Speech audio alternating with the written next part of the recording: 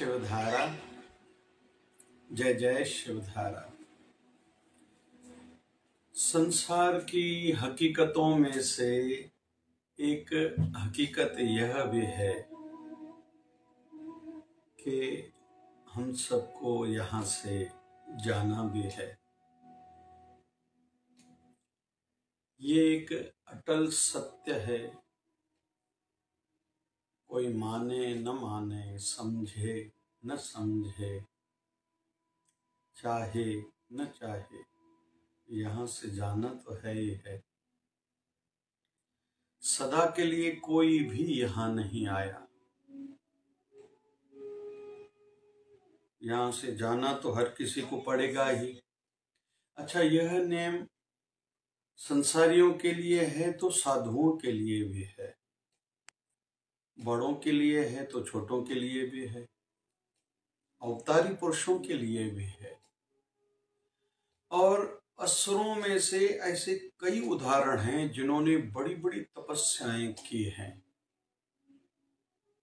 भगवान ब्रह्मा जी से बड़े बड़े वरदान प्राप्त किए हैं। उन्होंने अजर अमर होने का वरदान मांगा था, लेकिन फिर उनको भगवान ब्रह्मा जी ने कहा है कि जबकि मैं भी अजर अमर नहीं हूं, मुझे भी रूप बदलना पड़ता है, तो आप लोग अजर अमर नहीं हो सकते। और होली के दिन तो हमें यह संदेश मिलता ही है। हिरण्यकश्यप को जब भगवान नरसिंह रूप में प्रगटे हैं प्रहलाद की रक्षा हेतु, तो कह रहे थे अपने जाघाओं पर लेटा हुआ हिरण्यकश्यप, भगवान ने कहा था तूने वरदान मांगा था, न धरती पर मरूं न आसमान पर मरूं। कॉमन सेंस तो यही बोलता है ना। देखो, न तुम धरती पर हो न आसमान, मेरी जाघाओं पर हो। तुमने कहा था न अंदर मरूं न बाहर मरूं, देखो मैं चौखट पर बैठा हूं इस समय। न दिन को मरूं न रात को मरूं, ये शाम का समय है। न अस्त्र मारे न शस्त्र मारे, देखो मैं अपने हाथों के नाखून से तुम्हें मार रहा हूं। 12 महीनों में से कोई भी महीना ना हो, ये अधिक मास है, पुरुषोत्तम महीना है। न पुरुष मारे न नारी मारे न पशु मारे, न मैं पुरुष हूं न पशु हूं, आधा शरीर पुरुष का नर का, आधा शरीर पशु का नर से हूं मैं। मतलब हम लोग हिरण्यकश्यप की बुद्धि की परिकाष्ठा पर थोड़ा चिंतन करें। इससे ज्यादा क्या हो सकता है कि न नीचे मरूं न ऊपर मरूं, न अंदर मरूं न बाहर मरूं, न पशु मारे न कोई पुरुष मारे, न दिन को मरूं न रात को मरूं, 12 महीने में से कोई भी महीना ना हो। मतलब कितना भी कोई समझदार हो, वो परमात्मा सबसे ऊपर है, तो मरना तो सब किसी को है ही है। यह याद रखेंगे तो जीवन जीने का ढंग बदल जाएगा, सोचने का अंदाज बदल जाएगा, व्यवहार और विचार में बड़ा परिवर्तन आ जाएगा, उच्चार भी अच्छा हो जाएगा। हम लोग जो कुछ भी बोलते हैं ना, जिनको थोड़ा ये बात ध्यान में आए कि मुझे यहाँ से जाना है और पता नहीं कब जाऊंगा, और कुछ अच्छी याद छोड़ के जाऊं, आशीर्वादें लेके यहाँ से जाऊं, या चलो मैं खुद ही निश्चित करूं मुझे किस अंदाज से किस तरीके से लोग याद करें। मैं वैसी याद छोड़ के जाना चाहता हूं, वैसे कर्म करूं। जैसी याद छोड़ के जाना चाहता हूं, वैसे कर्म करूं। रोता हुआ आया था, ये मेरे हाथ में नहीं है। रोता हुआ जाना, अगर ऐसा हुआ तो मैं ठीक नहीं था, जीवन जीना नहीं आया। कुल मिला के इस पर चिंतन हर किसी को खुद ही करना है कि कैसे मैं खुद को सजाऊं, संवारूं, बनाऊं। जाना तो है ही है, और पता भी किसी को नहीं मैं कब जाऊंगा। और समझ आते आते बहुत समय हाथ से निकल चुका होता है, और बाकी समय बचता भी कम है। इसलिए काम का काम भी हर किसी को करना चाहिए रोज, और कई कई फजूल के कामों से वैसे भी हर किसी को खुद ही बचाना है, बचाना चाहिए भी, समझदारी इसी में भी है। क्यों फजूल के कामों में, फजूल के लोगों में समय बर्बाद करें। यह चिंतन हर किसी को खुद ही करना है। और मेरे जीवन के साथ और जीवन के बाद जो काम आने वाले काम है वह काम करूं, तो जाना तो है ही है। कहते हैं कि एक बार एक राजा को पता चला अमुक फला किसी नदी के जल पीने से अमरता पद मिलता है, मृत्यु नहीं होती, मौत नहीं होती।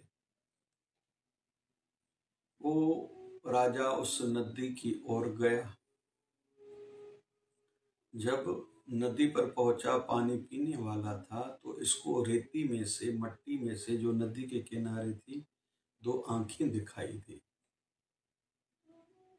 इसको कहा, रुको भैया रुको, क्यों पानी पी रहे हो, अमर होना है। इसने कहा, हाँ, मौत नहीं चाहिए। बोले, हाँ। बोले, मैंने भी पानी पिया था, मेरा शरीर गल गया है, खत्म हो गया, केवल आंखें बची है, हिल डुल नहीं सकता, हलचल शरीर में नहीं कर सकता, लेकिन प्राण मेरे शरीर से नहीं निकल रहे हैं। पानी नहीं पियो, लौट के जाओ। ये लौट के गया। फिर थोड़े समय के बाद फिर से इसको याद आया। फिर दूसरी ओर से पानी पीने के लिए आया कि नदी के दूसरी ओर से आऊं, कहीं फिर वही कोई जो मगरमच्छ की आंखें केवल दिख रही थी, फिर से वो मुझे रोक न दे। उसका तो वो जाने, मुझे तो पता है, मुझे समझता है, मेरी अकल ज्यादा है। जैसे और उस ओर से पानी पीने के लिए आया, तो वहां देखा कि कुछ जवान लड़ रहे हैं। तो उनमें से किसी ने कहा, पानी पीने के लिए आए हो? बोले, हाँ। बोले, हमने पानी पिया था। बोले, फिर? बोले, कोई किसी की इज्जत नहीं करता, ये जो देख रहे हो ना, लड़ रहे हैं, तलवारों से खून बह रहा है, लथपथ है हर कोई। इनमें से कोई परदादा है, कोई दादा है, कोई पिता है, कोई पुत्र है, कोई पोता है, कोई परपौत्र है, कोई तरपौत्र है। ये सभी एक ही परिवार के हैं। कोई किसी की इज्जत नहीं करता, पूरा दिन लड़ते रहते, लेकिन प्राण नहीं निकल रहे, मर नहीं रहे, क्योंकि इस नदी का जल पिया है। इसलिए भैया, जल न पीना। जितना शेष बाकी जीवन बचा है, अच्छी तौर पर अपनों से प्यार करते हुए बिताओ। जीवन को आनंद में गुजारो, जो करना है करो, समय पर यहाँ से जाओ, अच्छा ही है, नहीं तो हमारी जैसी दशा तुम्हारी भी होगी। और यह बात हम सबके लिए है।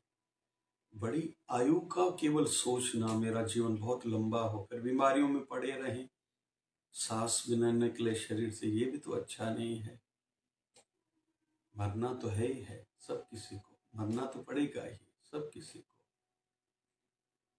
इसलिए जितना जीवन है उसको सार्थक बनाए। किसी के झूठे बहकावे में, झूठी तसल्ली में, झूठी बातों में ना आए। माया की भूल भुलैया रोशनियों में, चमक में भटक न जाएं, अटक न जाएं, लटक न जाएं। इसमें समझदारी है। रोज भजन करना चाहिए, रोज, कुछ भी हो जाए, भजन मतलब भजन। बैठ जाएं, गुरु मंत्र जो मिला हुआ है, गुरु मंत्र को खूब खूब जप करें, अपने गुरु चरणों का ध्यान धरें। गुरु धारण नहीं किया तो जल्दी किसी देहधारी गुरु की शरण में चले जाएं। नाम दान लेके बैठना सीखिए, रात भर बैठे रहें। आयु बढ़ने के साथ रात का जागरण बढ़ाना चाहिए। वैसे भी नींद नहीं आती, तो क्यों न सार्थक किया जाए। ध्यान भी जरूर करना चाहिए गुरु चरणों का, गुरु के चेहरे का। रोज सत्संग कथा के माध्यम से अपने मन को भी माया से बचाते रहना चाहिए। पता नहीं किस माया के प्रभाव में मन आ जाएगा। तन में अटकेगा, धन में अटकेगा, मन करके या तो उलझेगा, दुनियादारी की बातों में फंस जाएगा, पता नहीं परिवार में कहीं अटक जाएगा, पता ही नहीं, पद में, फिर प्रतिष्ठा में, पैसे में, पता नहीं कहाँ मन अटक जाएगा। वृत्त लोगों के जीवन चरित्र को पढ़ें, वृत्त हस्तियों के जीवन को देखें, या तो YouTube पर संतों की बायोग्राफीज, जीवन चरित्र सुने, देखें। सबके साथ यही नियम था। आयु का पड़ाव जैसे बढ़ते गया, संत अंतर्मुखी होते गए, त्यागमय, वैरागमय उनका जीवन होता गया। हमें उनके जीवन से यह सीखना है। हमारे गुरुदेव भगवान 1008 सदगुरु स्वामी शिव भजन जी महाराज ने 2008 में शरीर त्यागा था। तो अंतिम तो 2-3 साल तो आंखें तक नहीं खोली थी। भजन ही भजन, भजन ही भजन, भजन ही भजन, ध्यान ही ध्यान, केवल साधना, केवल साधना। और हम सब के लिए भी यही आज्ञा है। जल्दी उठें। पूजा तो हर किसी को करनी चाहिए, भोग लगाना भी हर किसी को चाहिए, आरती करना भी पक्का नियम होना चाहिए। अच्छी संगति में जाके बैठें, देखें, सुने, लेकिन वहां जाके फिर संसारी चर्चाएं बिल्कुल ना हो। समय कम है। समझदारी इसी में है कि काम के काम करें, व्रत रखा करें, वृत्ति को बनाने के लिए, मन को विषय विकारों से हटाने के लिए।